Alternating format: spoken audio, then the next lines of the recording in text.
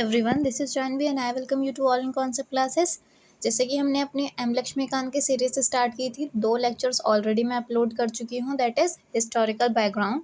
Historical background से हम ये समझ चुके हैं कि कैसे कैसे पॉलिटिकल चेंज आ रहा था। पॉलिटिकल चेंज मतलब कैसे कैसे ब्रिटिशर्स का इंटरफेरेंस बढ़ा, कैसे कैसे कंपनी अबॉलिश हुई, कैसे कैसे एक हमें प्रॉपर चार्टर के थ्रू, फिर धीरे धीरे एक्ट के थ्रू एक प्रॉपर गाइडलाइंस, रूल्स या रेगुलेशंस जो भी आप कहें वो मिलने लगे, जिसके थ्रू गवर्नमेंट पैरेलली चलने लगी थी जिन पे।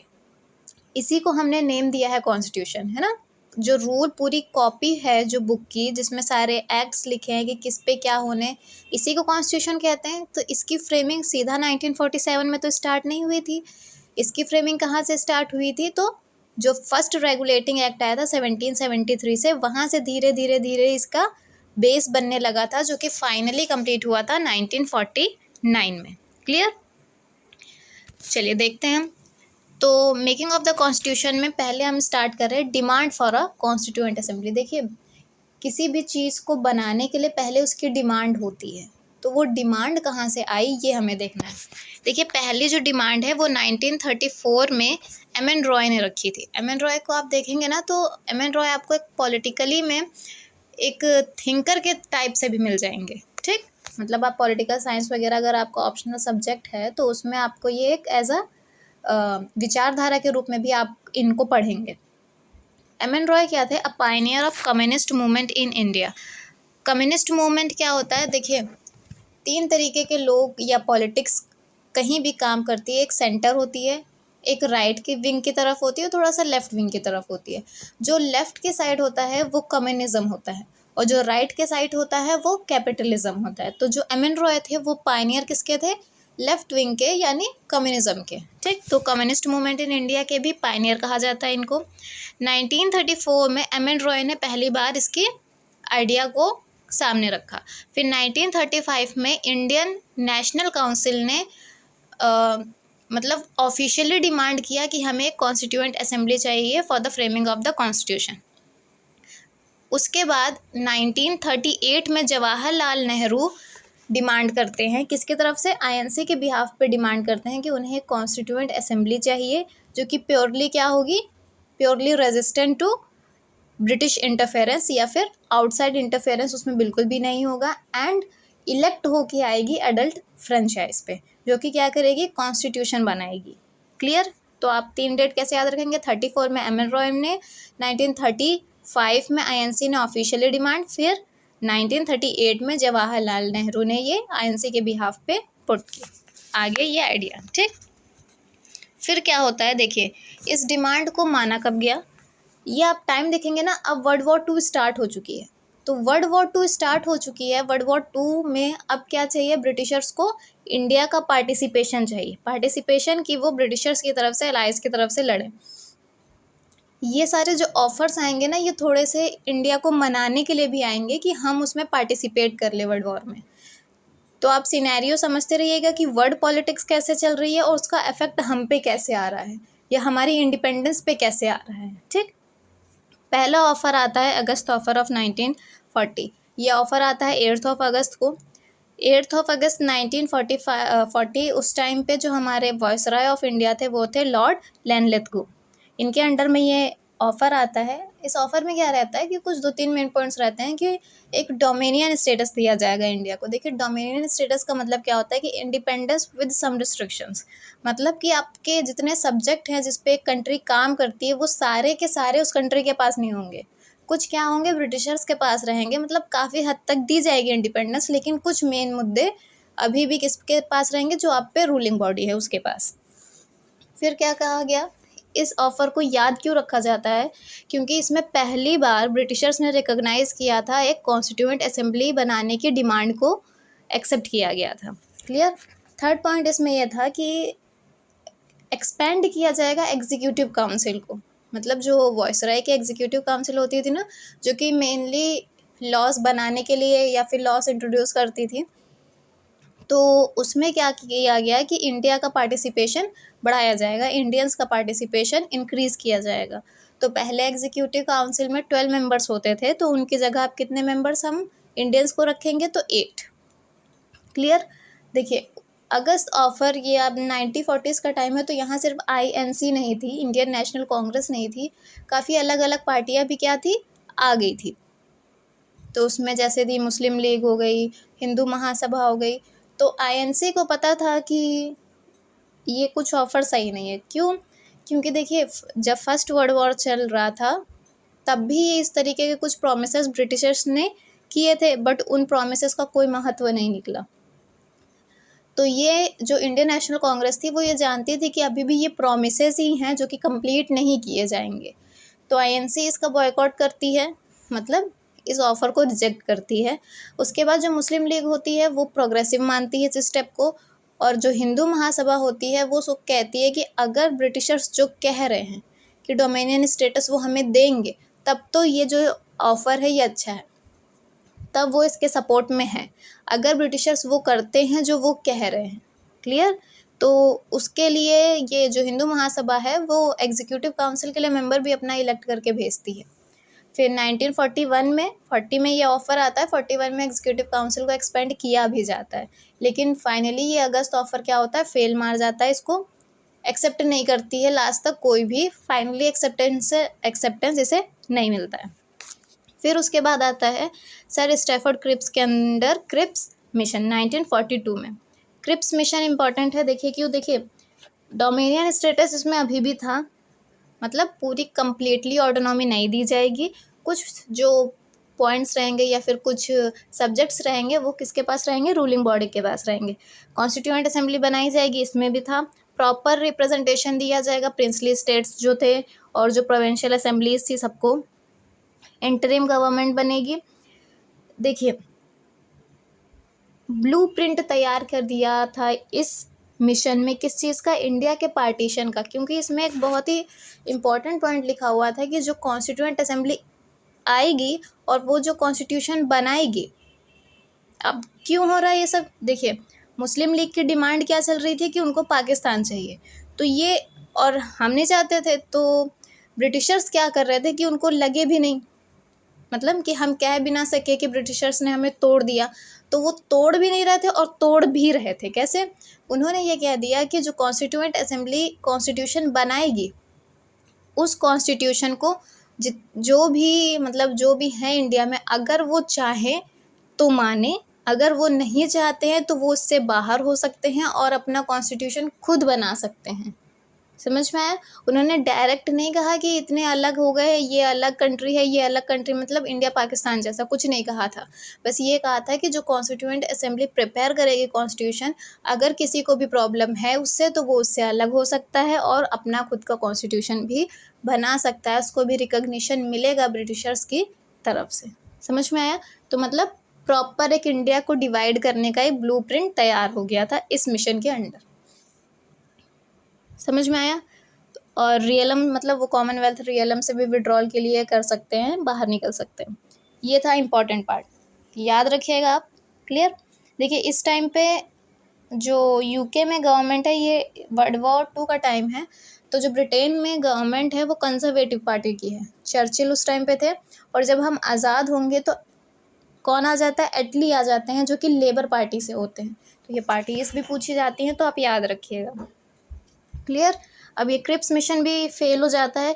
फिर उसके बाद फाइनली क्या आता है, फाइनली आता है हमारे पास कैबिनेट मिशन। भी कैबिनेट मिशन ने भी डिवाइड नहीं किया था, इस वजह से इसको एक्सेप्टेंस सब तरफ से मिली। कैसे मिली? डिवाइड नहीं किया तो INC ने इसे एक्सेप्ट किया, और इसमें कुछ प्रोविजंस ऐसे बनाए गए जिससे क्या किया गया, सेंटर को वीक किया गया और बाकी जो अंडर स्टेट्स हैं उनको थोड़ी सी पावर ज़्यादा दी गई। तो उससे क्या हुआ कि जो मुस्लिम लीग थी उसको ये लगा कि जब सेंटर वीक है तो हम बाद में अपना अलग कर सकते हैं, अपने प्रोविंसेस अलग कर सकते हैं। उसके वजह से कैबिनेट मिशन को मुस्लिम लीग ने भी सपोर्ट किया। ठीक, देखिए धीरे धीरे इन्होंने मतलब मुस्लिम लीग भी इससे सेटिस्फाई हुई और INC भी सेटिस्फाई हुई। बाद में क्या होता है, कैबिनेट मिशन को मुस्लिम लीग रिजेक्ट कर देती है क्योंकि उसे समझ में आ जाता है कि INC जीतने लगती। देखिए जुलाई अगस्त के टाइम पे ना ये कराए जाते हैं इलेक्शंस। क्यों कराए जाते हैं? यही कॉन्स्टिट्यूएंट असेंबली के लिए, मेंबर्स के लिए। प्रॉपर इलेक्शंस नहीं थे वो, रिप्रेजेंटेशन हो रहा था, मतलब कि प्रिंसली स्टेट्स अपने रिप्रेजेंटेटिव्स भेज रहे थे, या फिर कहीं से एक रिस्ट्रिक्टेड या एक लिमिटेड इलेक्शन करवाए गए थे। तो उससे ये क्लियर समझ में आ गया था कि जो मेजॉरिटी है वो किसके हाथ में है, वो आईएनसी के हाथ में है। और जवाहरलाल नेहरू भी काफ़ी अपने स्टेट में ओपनली नहीं कहा उन्होंने कभी, लेकिन हाँ अपने स्टेटमेंट में या इस तरीके से वो कहते थे कि हम स्ट्रॉन्ग करेंगे सेंटर को। तो मुस्लिम लीग ये समझ गई थी कि अगर सेंटर स्ट्रॉन्ग होगा तो प्रोविंसेस की अपनी जो ऑटोनॉमी इसमें कैबिनेट मिशन में दी गई है वो कम होगी। इस वजह से बाद में मुस्लिम लीग इसे रिजेक्ट करती है और इससे बाहर हो जाती है, कोई पार्टिसिपेशन भी नहीं करती है कॉन्स्टिट्यूशन बनाने में। क्लियर? तो चलिए आगे देखते हैं। अब देखते हैं इसमें क्या है, composition of constituent assembly. Composition of constituent assembly में क्या होता है, देखिए कैबिनेट मिशन में अब ये आ गया है कि कॉन्स्टिट्यूशन बनेगी, कॉन्स्टिट्यूएंट असेंबली बनेगी कॉन्स्टिट्यूशन बनाने के लिए, और उसको मान लिया गया है। तो अब देखिए कि वो कॉन्स्टिट्यूएंट असेंबली जो है वो बनेगी कैसे, कब बनाई गई है, नवंबर 1946 में बनाई गई, और कैबिनेट मिशन प्लान की याद रखेंगे आप। इससे पहले जो थे वो सारे क्या कर दिए गए थे, रिजेक्ट कर दिए गए थे। अगस्त ऑफर, क्रिप्स मिशन दोनों रिजेक्ट हो गए थे, कैबिनेट मिशन प्लान को ही बनाया गया। ठीक, जब पूरा सर्वे किया गया प्रॉपरली, मतलब देखिए ये जो है ना बहुत इम्पॉर्टेंट है, इसका चार्ट वगैरह भी मैं आपको प्रोवाइड कराऊंगी, इसको आप याद अच्छे से करिएगा। जो टोटल स्ट्रेंथ बनाई गई, मतलब जैसे अभी भी होती है ना अपने पार्लियामेंट की जो सीटें होती हैं टोटल, वैसे ही उस टाइम पे जो कॉन्स्टिट्यूएंट असेंबली की टोटल सीटें थी वो थी 389। क्लियर? उसमें से 296 अलॉट की गई थी ब्रिटिश इंडिया को और 93 अलॉट की गई थी प्रिंसली स्टेट्स को। मतलब जहाँ पर ही डायरेक्टली ब्रिटिश थी वहाँ पर ही 296 सीटें थी, और जहाँ पर ही प्रिंसली स्टेट्स रूल कर रहे थे वो 93 सीटें थी। 296 सीटें में से 292 जो मेंबर्स थे वो डायरेक्टली 11 गवर्नर प्रोविंस से आने थे। मतलब 11 प्रोविंसेस थे जहाँ पर ही गवर्नर बैठते थे, वहाँ से डायरेक्टली 292 मेंबर्स को आना था। एंड बाकी के जो 4 थे वो चीफ कमिश्नर थे। चीफ कमिश्नर मतलब क्या होता है कि जहाँ पर डायरेक्टली गवर्नर नहीं बैठा हुआ था, उनके अंडर से अंडर में ये चीज़ें होती हैं। ठीक, मतलब गवर्नर मतलब क्या है, गवर्नर बैठा होगा वो डायरेक्ट रिपोर्ट कर रहा होगा वायसराय को। तो ये थे प्रोविंसेस। लेकिन चीफ कमिश्नर में क्या होता है कि गवर्नर नहीं होता है, वहाँ पर ही कोई और ही बैठाया हुआ होता है कि जिन पे गवर्नर के थ्रू डायरेक्ट रूल होता है। लेकिन गवर्नर नहीं है तो डायरेक्ट रूल नहीं है, वहाँ पर ही कोई और बैठा है। तो इसलिए वो क्या थे, वो 4 अलग थे। उन चारों का नाम क्या क्या था याद रखेंगे आप। ब्रिटिश बलूचिस्तान था, दिल्ली, अजमेर मेवाड़ एक थे, और कुर्ग अंडमान एंड निकोबार। 4 कौन कौन से थे, ब्रिटिश बलूचिस्तान, दिल्ली, अजमेर मेवाड़ एक साथ है, और कुर्ग एंड अंडमान एंड निकोबार एक साथ। क्लियर? तो ये 4 कमिश्नर्स थे, चीफ कमिश्नर्स प्रोविंसेस थे, जिन्हां से 4 सीटें अलॉट की गई और बाकी 292। देखिए सबको जो सीटें दी गई थी ना वो लगभग 1 मिलियन पॉपुलेशन पे एक इंसान को सीट, मतलब एक सीट थी। 1 मिलियन कितने होते हैं, 10 लाख लोगों पर एक पार्टी, मतलब एक मेंबर चुना जाएगा। इस तरीके से सीटें बांटी गई थी। देखिए, और ऐसा नहीं था कि सिर्फ किसी को ऐसे ही बांट दी गई थी, जितना भी सीट एलोकेशन हुआ था वो प्रॉपरली मुस्लिम्स, सिख्स और जनरल, मतलब जो सीटें बांटी गई वो मुस्लिम प्रपोर्शन के हिसाब से, सिक्स प्रपोर्शन और जनरल में हिंदू और बाकी सभी, मुस्लिम्स और सिक्स को छोड़ के। ठीक, जितनी जितनी पॉपुलेशन उस हिसाब से उन्हें सीटें दी गई थी। रिजर्वेशन नहीं था, ये कम्युनल टाइप का ही था। ठीक, the representative of each community were to be elected by members of that community. देखिए कम्युनिटी कौन कौन सी हो गई, मुस्लिम हो गई, सिख हो गई और जनरल हो गई। तो उनके लिए जो होंगे उन्हें ही वोट किया जाएगा। मतलब जैसे कम्युनल में होता था ना कि मुस्लिम को सीट दी गई है तो उस पर वोट जो करेंगे वो मुस्लिम्स ही करेंगे, वैसे ही तो उन्हीं कम्युनिटी के लोग ही उन्हें वोट करेंगे। क्लियर? और इसमें ये चीज़ बहुत इंपॉर्टेंट है, याद रखिएगा कि सिंगल ट्रांसफरेबल वोट के तरीके से इलेक्शंस होने थे, लिमिटेड इलेक्शंस होने थे। मतलब सिंगल ट्रांसफरेबल वोट, अभी के टाइम पे आप इसे देखें तो प्रेसिडेंट का चुनाव इंडिया में सिंगल ट्रांसफरेबल वोट से ही किया जाता है। क्लियर? तो आपको डिटेल लेनी हो तो आप उससे रिलेट करके पढ़ सकते हैं।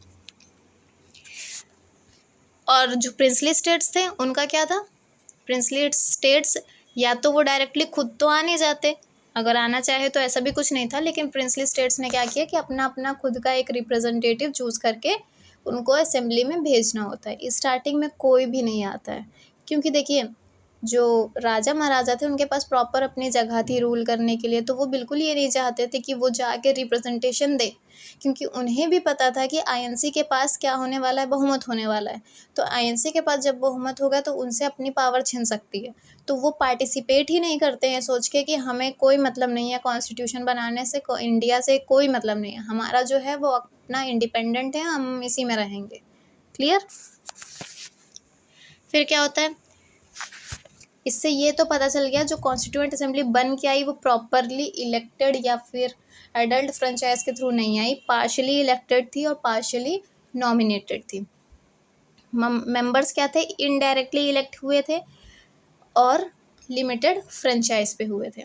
तो election to the constituent assembly for 296 कब हुआ था, ये जुलाई अगस्त 1946 के बाद। जो कैबिनेट मिशन है वो भी 1946 में ही आता है, फिर उसके थ्रू बाद में जुलाई अगस्त में ये इलेक्शंस कराए जाते हैं, मतलब लिमिटेड इलेक्शंस कराए जाते हैं। इंडियन नेशनल कांग्रेस जो है वो 208 सीट जीतती है। मुस्लिम लीग कितने जीतती है, वो 73। एंड जो छोटे मोटे और अदर पार्टी थी इंडिपेंडेंटली जो लड़ रहे थे उनमें क्या होती है, 15 सीटें जीती जाती है। मतलब 208 इंडियन नेशनल कांग्रेस मतलब काफ़ी जीत गई, बहुत मतलब बहुत बड़ा बहुमत हो गया ये। फिर मुस्लिम लीग 73 और बाकी इंडिपेंडेंट 50। अब ध्यान से सुनिए, जो 93 थी वो तो वैकेंट रह गई, क्योंकि उन पे प्रिंसली स्टेट से कोई रिप्रेजेंटेशन करने के लिए नहीं आया। क्लियर। फिर देखिए क्या होता है, भले ही हमारी जो कॉन्स्टिट्यूएंट असेंबली थी वो प्रॉपरली इलेक्टेड नहीं थी, प्रॉपरली वहाँ पर इलेक्शंस नहीं हो पाए थे। देखिए इलेक्शंस करवाए ही नहीं जा सकते थे। आप सोचिए कि इस टाइम पे पाकिस्तान की डिमांड बहुत ज़्यादा हो रही थी, तो इतना ज़्यादा मारकाट मचा हुआ था कि अगर आप इलेक्शंस करवा दें उसमें, तो आप अगर 50 लोग दिन में मर रहे हैं तो 150 आराम से हो जाने थे। ये सबको पता था, इस वजह से इलेक्शंस करवाना पॉसिबल ही नहीं था। क्लियर। लेकिन फिर भी हमारी जो कॉन्स्टिट्यूएंट असेंबली थी उसमें proper Hindu, Muslim, Sikh, Parsis, Anglo Indians, Indian Christians, SC STs including womens of all these sections. ध्यान से पढ़िएगा कि ये सब तो थे ही, और वुमेन्स भी थी, इन सभी सेक्शंस की वुमेन्स थी। मतलब प्रॉपर एक रिप्रेजेंटेशन इंडिया को रिप्रेजेंट करने के लिए जो चाहिए वो मिला था। क्लियर। इसमें सब थे except Mahatma Gandhi.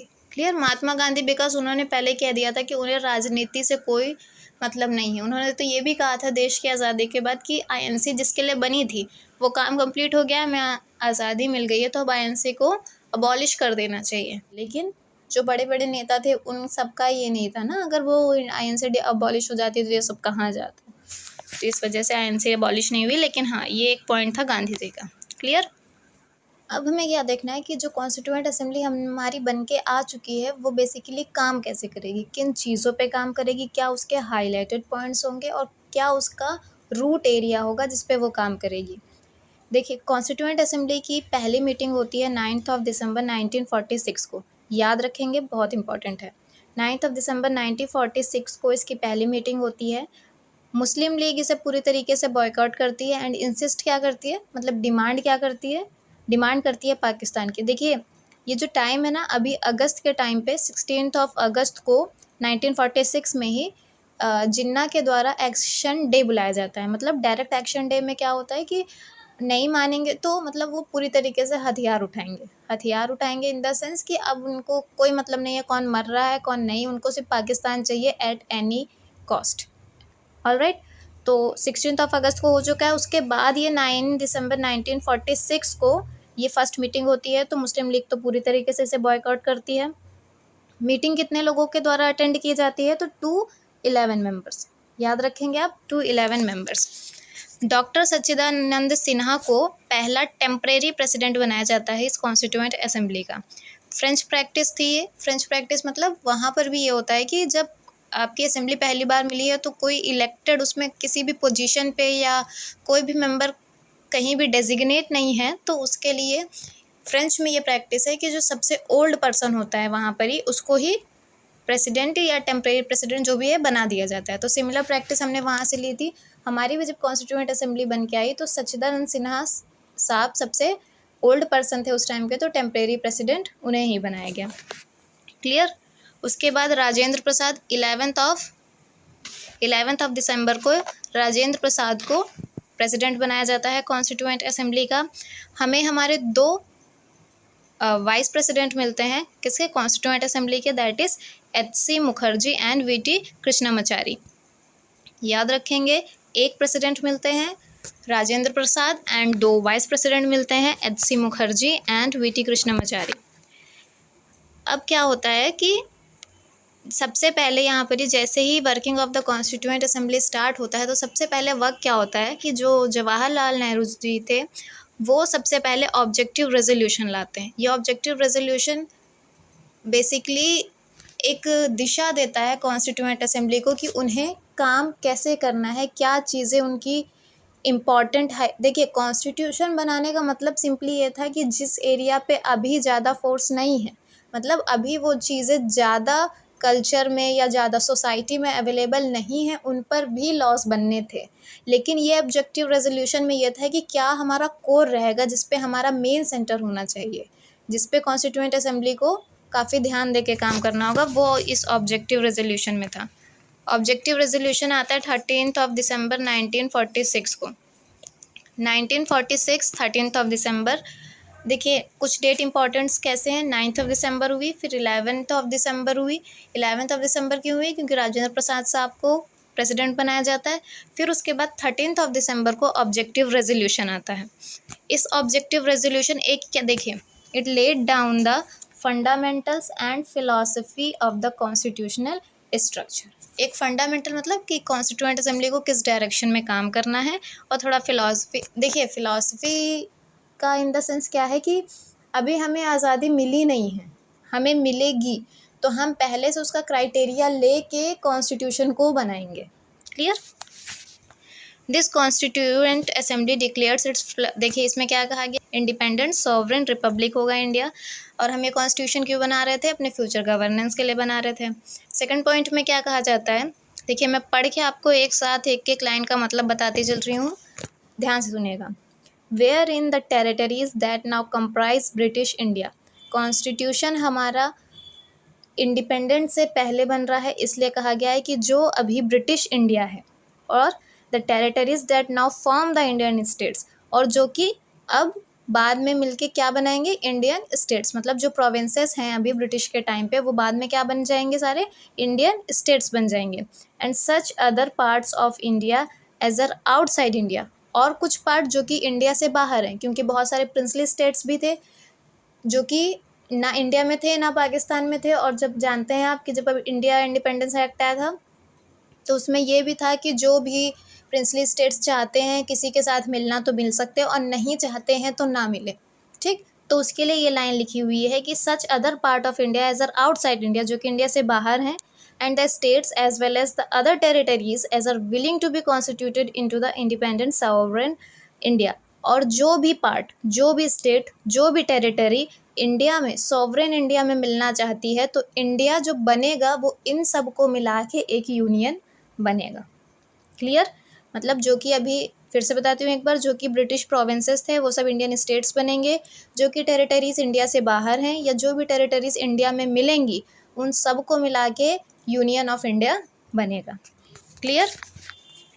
Third part क्या है, where in the said territories whether with their present boundaries or with such others as may be determined by the Constituent Assembly and thereafter according to the law of the Constitution shall possess and retain the status of autonomous units to get। देखिए अब जैसे पहले वाले में बताया गया कि बाहर से भी जो स्टेट्स टेरिटरीज मिलेगी उन सबको मिला के इंडिया बनेगा, तो इस पॉइंट में क्या कहा जाता है कि जब इंडिया यूनियन ऑफ ऑल है तो सब में, मतलब स्टेट्स में भी और सेंटर में भी या फिर यूनियन में भी अपनी पावर का डिस्ट्रीब्यूशन फाइनली होगा। रेसिड्यूरी पावर्स भी जिसको जिसको जैसी मिलनी है मिलेंगी। ऑटोनॉमी दी जाएगी स्टेट्स को, मतलब उनके जो सब्जेक्ट्स होंगे उस पे यूनियन इंटरफेयर नहीं करेगा, प्रॉपर ऑटोनॉमी दी जाएगी उनको। और कुछ पॉइंट्स होंगे, कुछ मुद्दे होंगे जैसे कि ट्रेड हो गया, डिफेंस हो गया, ये सारे पॉइंट्स हैं जो यूनियन के पास रहेंगे। लेकिन बहुत सारे मुद्दे हैं जो कि स्टेट्स को, आप अभी भी जानते हैं, जैसे पुलिस, ये अभी हमारा क्या है, सब स्टेट्स सब्जेक्ट है, तो इस पे इंटरफेयर नहीं कर सकती यूनियन। वैसे ही यहाँ पर ही ऑटोनॉमी देने की बात की गई थी। क्लियर, बस इतना ही है इसमें। ये थोड़ी सी हार्ड लैंग्वेज है, बाकी इसमें कुछ है नहीं। फोर्थ पॉइंट क्या कहता है, where in all power and authority of the sovereign independent India, its constituent part and organs of the government are derived from the people. ये जो सॉवरेन इंडिपेंडेंट इंडिया बन रहा है, इसके जितने कॉन्स्टिट्यूएंट पार्ट, मतलब इंडिया को क्या कहा जाता है, यूनियन ऑफ ऑल, सब आके मिल के एक इंडिया बनाते हैं। तो ये जो कॉन्स्टिट्यूएंट पार्ट्स हैं या फिर जो ऑर्गन्स ऑफ गवर्नमेंट है, ये सब किसके द्वारा डिराइव हैं या किसके द्वारा आएंगे, तो ये बाय द पीपल, मतलब पीपल से चुन के आएंगे, लोगों से चुन के आएंगे, पीपल चुन के भेजेंगे उन्हें। क्लियर, मतलब आम जनता भेजेगी। मतलब सीधी सीधी बात क्या थी, इलेक्शन की बात थी। फिफ्थ पॉइंट में क्या कहते हैं, where in shall be guaranteed and secure to all the people of India justice. इसमें बताया जाता है कि क्या क्या मिलेगा। बेसिकली ये आर्टिकल 19 की बात हो रही है। Justice, social, economic, political, equality of status of opportunity before the law, freedom of thought, expression, belief, faith, worship, vocation, association, action, subject to law and public morality. That is, ये सब आपके क्या है, थोड़े फंडामेंटल राइट्स वगैरह हैं, इसकी बात की गई। सिक्स में क्या कहा गया, ये ऑब्जेक्टिव रेजोल्यूशन है, बहुत इंपॉर्टेंट इसलिए भी हो जाता है क्योंकि लास्ट में एज अ प्रियम्बल भी यही एक्सेप्ट किया जाएगा। जानते हैं आप, प्रियम्बल हमारा कॉन्स्टिट्यूशन बनने के बाद लाया गया था और वो प्रियम्बल ज़्यादातर किससे डिराइव हुआ था, ये ऑब्जेक्टिव रेजोल्यूशन से। 6 पॉइंट क्या कहता है, where in adequate safeguard shall be provided for minor, जितने भी माइनॉरिटीज़ हैं, बैकवर्ड क्लासेस हैं, ट्राइबल एरियाज है, डिप्रेस्ड हैं, SC ST, इन सब की बात की गई। इन सब के लिए भी काम किया जाएगा, इस पॉइंट में ये लिखा गया। 7 पॉइंट में क्या था, where by shall be maintain the integrity of the territory of the republic and its sovereign rights on land, sea and air according to the just and law of civilised nation. क्या maintain किया जाएगा, integrity मतलब एकता, किसकी किसकी, sovereign rights on land, sea, air, according to justice and the law of civilized nation। एक civilized nation की जैसे हमारी लैंड पे, हमारा सी पे, हमारे एयर पे, जैसे अभी भी है ना कि अगर इंडिया के ऊपर से किसी भी एयरप्लेन को, मतलब अगर मान लीजिए कि पाकिस्तान अटैक कर रहा है बांग्लादेश पे, जस्ट एज एग्जांपल, तो वो ऐसे ही हमारा एयर बेस या फिर हमारे ऊपर से प्लेन को नहीं उड़ा सकता ना। अगर वो हमारे टेरिटरी में बिना हमारी परमिशन के घुसता है तो हम उस पर अटैक कर सकते हैं। तो ये सारी इंटीग्रिटी मेंटेन करनी होती है किसी भी कंट्री को, किसी भी सिविलाइज्ड नेशन को। क्लियर। 8th पॉइंट में क्या है, this ancient land attains its rightful and honoured place in the world and makes its full and willing contribution to the promotion of world peace and the welfare of mankind. The ancient land मतलब India की बात की जा रही है कि ये क्या करेगा, इंडिया क्या करेगा, एक rightful and honoured place attain करेगा अपनी पूरी दुनिया में। क्योंकि अभी तक तो हम कॉलोनी थे, अब हम क्या हो रहे हैं, एक इंडिपेंडेंटली देश बना रहे हैं, एक वर्ल्ड में हमारा भी क्या है, अब कंट्रीब्यूशन है, एक अपना सॉवरेन कंट्रीब्यूशन। क्लियर, तो उसके लिए भी बात कही गई। फाइनली ये कब एक्सेप्ट कर लिया जाता है, तो 22 जनवरी 1947 को ये ऑब्जेक्टिव रेजोल्यूशन एक्सेप्ट कर लिया जाता है। क्लियर, समझ में आया। It modified version forms the preamble of the present constitution.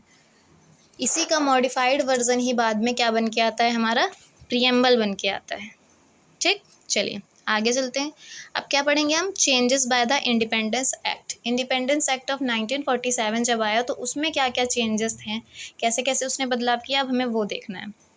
The representatives of the princely states who had stayed away from the Constituent Assembly gradually joined it. Princely states, जैसे कि मैंने पहले बताया, जब फर्स्ट मीटिंग होती है तो properly उसे मुस्लिम लीग बॉयकॉट करती है, प्रॉपरली उसे प्रिंसली स्टेट्स बॉयकॉट करते हैं। लेकिन जब इंडिपेंडेंस एक्ट ऑफ 1947 आता है, देखिए आप हिस्ट्री देखेंगे ना, आप स्पीचेस वगैरह भी देखेंगे उस टाइम की माउंटबेटन की, तो वो प्रेशराइज कह लें आप या फिर एक सॉफ्ट कॉर्नर प्रिंसली स्टेट्स को देते हैं इंडिया के साथ मिलने का। क्लियर, तो उनकी स्पीचेस में ऐसे डायरेक्ट होता है कि आप इंडिया के साथ मिलिए। तो कुछ उसके प्रभाव से भी क्या करते हैं, धीरे धीरे प्रिंसली स्टेट्स मिलना स्टार्ट करते हैं, कॉन्स्टिट्यूएंट असेंबली में आना स्टार्ट करते हैं, मतलब अपने रिप्रेजेंटेटिव्स इलेक्ट करते हैं। On April 28, 1947, representatives of the 6 states were part of the assembly. 28 अप्रैल 1947 तक 6 स्टेट्स के क्या होते हैं, 6 स्टेट्स के रिप्रेजेंटेटिव्स असेंबली में आते हैं। फिर उसके बाद 3 जून 1947 को माउंटबेटन प्लान आता है। क्या देता है इस माउंटबेटन प्लान में, पूरी तरीके से अब इंडिया एंड पाकिस्तान डिवाइड हो चुका था, पूरा बंटवारा किया जा चुका था। The representatives of most of the other princely states, धीरे धीरे वो सब भी, अब अदर जितने भी प्रिंसली स्टेट्स थे वो सब धीरे धीरे ज्वाइन करने लगते हैं असेंबली को। मुस्लिम लीग के जो मेंबर्स थे, मतलब जो इंडिया के डोमिनियन में आ रहा था, मतलब पाकिस्तान और इंडिया पर अलग हो गया था, तो इंडिया में जितने भी मुस्लिम लीग के सीट्स वगैरह आ रही थी तो उनके भी मेंबर्स अब असेंबली को ज्वाइन करना शुरू करते हैं। क्लियर। फिर क्या कह रहा है ये act, the Indian independence act of 1947 made the following. देखिए ये जो 3 चेंजेस है वो बहुत इंपॉर्टेंट है। पहला चेंज क्या किया गया कि जो असेंबली बन के आई है वो फुल्ली सॉवरेन बॉडी है, जो अपने लिए कॉन्स्टिट्यूशन बनाएगी, जैसा चाहे वैसा बनाएगी। जो भी इस असेंबली को, इस कॉन्स्टिट्यूएंट असेंबली को ये पावर दी गई कि जितने भी ब्रिटिश पार्लियामेंट के एक्ट पहले आए हैं, ब्रिटिश के द्वारा लाए गए हैं, वो किसी को भी क्या कर सकती है, अल्टर कर सकती है, चेंजेस कर सकती है अपने अकॉर्डिंग। क्लियर। फिर सेकंड पॉइंट में क्या कहा जाता है, the assembly also became a legislative. अब देखिए इंपॉर्टेंट क्यों है, हमारी पहली जो लेजिस्लेटिव बॉडी बन के आती है, या वही जो लोकसभा राज्यसभा आज के टाइम पे आप देखते हैं, तो वो कोई पहले अलग से इलेक्टेड नहीं थी, यही कॉन्स्टिट्यूएंट असेंबली ही लेजिस्लेटिव बॉडी का भी काम करती थी। कभी ये जब मिलती थी तो कॉन्स्टिट्यूएंट असेंबली की तरह मिलती थी, और कभी मिलती थी ये लेजिस्लेटिव बॉडी की तरह। और ये काम कब तक चला, जब तक फिर से हमारी 1951-52 में प्रॉपरली इलेक्शन के बाद जब पार्लियामेंट बनी, तब उसके पहले तक ये कॉन्स्टिट्यूएंट असेंबली ने ही लेजिस्लेटिव बॉडी का काम किया है। क्लियर। इस लेजिस्लेटिव बॉडी में क्या था, देखिए लेजिस्लेटिव बॉडी जब कॉन्स्टिट्यूएंट असेंबली जब काम करती थी, मतलब कॉन्स्टिट्यूशन बनाने का काम कर रही होती थी, तो उस टाइम पे इसे हेड करते थे डॉक्टर राजेंद्र प्रसाद, उन्हें ही प्रेसिडेंट बनाया गया था इसका। लेकिन जब यही कॉन्स्टिट्यूएंट असेंबली लेजिस्लेटिव बॉडी की तरह काम करती थी तो इसे हेड करते थे जीवी मावलंकर। याद रखेंगे, बहुत इंपॉर्टेंट पॉइंट है कि कौन हेड करते थे, जीवी मावलंकर। ये जो जीवी मावलंकर है यही पहले क्या बनते हैं, हमारे स्पीकर बनते हैं। These two functions continued till, कब तक चलता है ये, 26 नवंबर 1949 तक। देखिए दोनों ये क्यों चलता है, क्योंकि 26 नवंबर 1949 को हमारा कॉन्स्टिट्यूशन बन के रेडी हो गया था, और कुछ पार्ट उस दिन से ही इनैक्ट हो गए थे।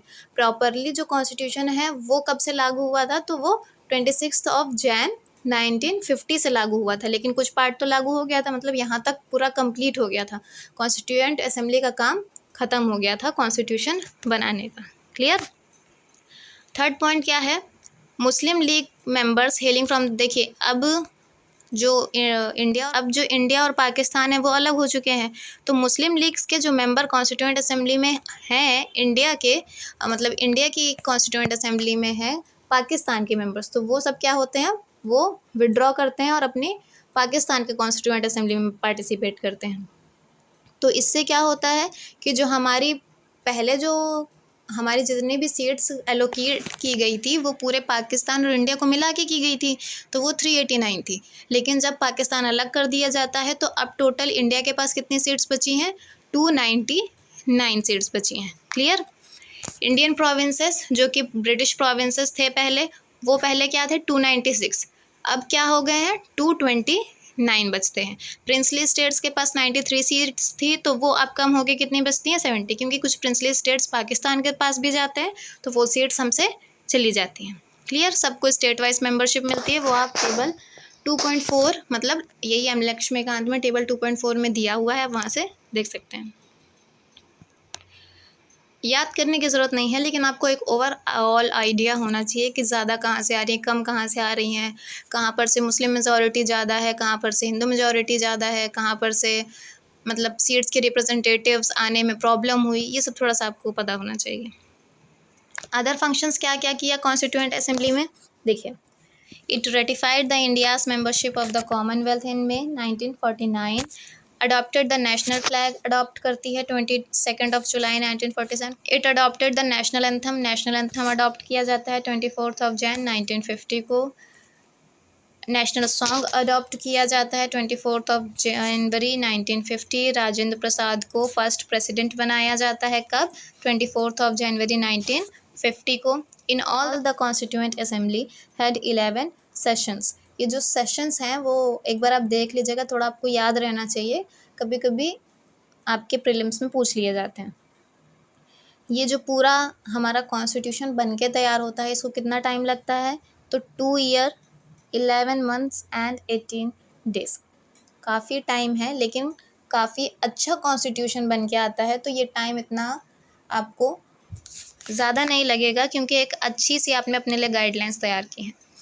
The constitution makers had gone through the constitution of, लगभग 60 कंट्रियों का जो कॉन्स्टिट्यूशन है वो पढ़ा गया था अपना कॉन्स्टिट्यूशन बनाने में. कितना ड्राफ्ट कॉन्स्टिट्यूशन को कितने दिन तक कंसिडर किया गया? 140 डेज को. मतलब कॉन्स्टिट्यूशन बन के उसे ड्राफ्ट मतलब रिव्यू करने के लिए कि उसमें क्या क्या और प्रॉब्लम है, उसमें अमेंडमेंट्स वगैरह देखने के लिए. टोटल इस पे एक्सपेंडिचर कितना आता है? तो 64 लाख का. क्लियर.